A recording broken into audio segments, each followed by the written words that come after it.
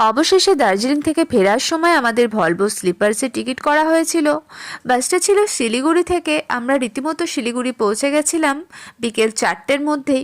Volvo bus আমাদের প্রত্যেকেরই পছন্দের, কিন্তু আমার ছেলের ভলভো নিয়ে অনেক ইতিহাস রয়েছে। মানে ও ছোটবেলায় এত পরিমাণ ভলভো লাভার্স ছিল যে ও যখনই ড্রয়িং করতো তখনই ভলভোই আঁকতো। এই নিয়ে আমরা সবাই ওকে মজা করতাম, কিছু মানুষও অনেক রাগাতো ওকে, বলতো তুই বড় হয়ে ভলভো কিনবি।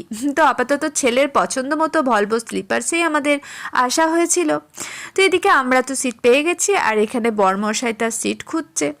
তো এখানে এখন ভলভোটা কিছুক্ষণের মধ্যেই ছেড়ে দেবে। তো ঠিক রীতিমতো সুন্দর টাইমে এসেছিল। আর এখানে বাসেও না সুন্দর ব্যবস্থা রয়েছে, এখানে বালিশ রয়েছে, তার সাথে রয়েছে ব্ল্যাঙ্কেট, আর তার সাথে রয়েছে কিন্তু টিভি।